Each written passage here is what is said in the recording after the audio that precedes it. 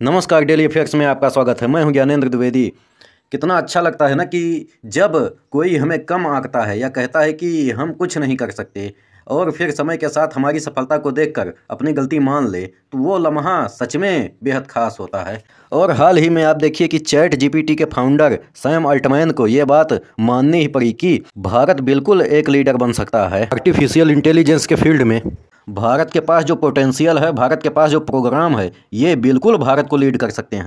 आज से कई महीने पहले सैम अल्टमैन जो चैट जीपीटी के फाउंडर हैं, मतलब ये ओपन एआई के फाउंडर हैं, जब ये भारत आए थे, हमारे एक बिजनेसमैन ने सवाल पूछा था कि अगर कल को हमारे यहाँ एक छोटी सी बुद्धिमान टीम कल को अगर 10 मिलियन बजट के साथ एआई में कुछ ऐसा मॉडल विकसित करना चाहे, तो क्या लगभग कुछ ऐसा संभव हो पाएगा इतने बजट में? तो इस पर इन्होंने जवाब दिया कि हमारे फाउंडेशन मॉडल्स का मुकाबला करना पूरी तरह से बेकार है। और उस समय इनके बयानों की बहुत निंदा हुई थी। यहाँ पर आप ये वीडियो देख पाओगे। Sam, can you just going to startups? I mean, as you know, we've got a very vibrant startup ecosystem in India. Specifically focused on AI, are there spaces where you see, let's say, a startup from India building? You can build on the models. Be it ChatGPT and many others. But if you want to build foundational models, how should we think about that? Where is it that a team from India, 3 super smart engineers with, not 100 million, but let's say 10 million, could actually build something truly substantial? Look, the way this works is we're going to tell you it's totally hopeless to compete with us on training foundation models. You shouldn't try, and it's your job to try anyway.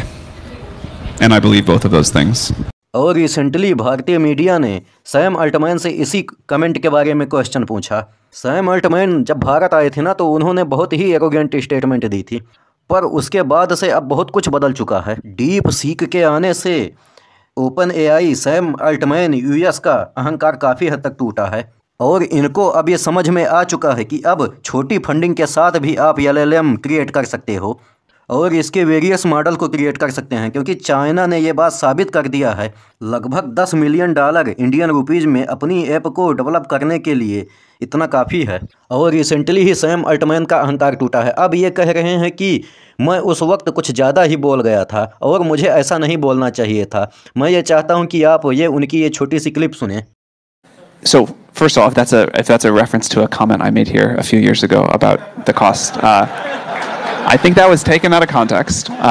That was a very specific time when there was a certain scaling thing where I thought, it was going to, and I still think to stay on that frontier of pre-trained models is expensive. But one of the most exciting things that's happened to me since, that I think has happened in the industry since, is we're now in a world where we made incredible progress with distillation. We learned a lot how to do small models, and these reasoning models in particular can be, it's not cheap, it's still expensive to train them, but it's doable. And I think that's going to lead to an explosion of really great creativity, and India should be a leader there, of course.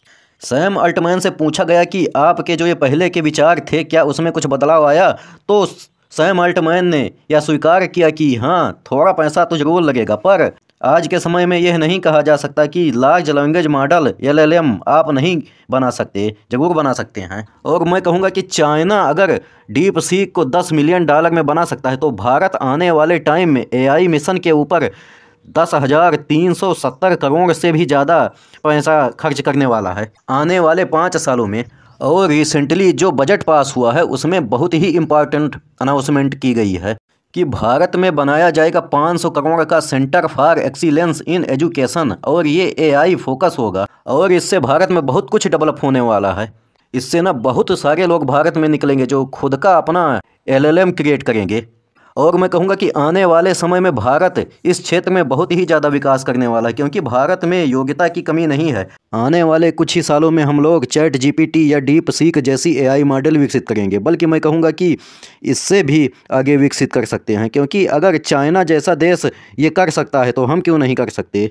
हम ज़रूर करेंगे। धन्यवाद।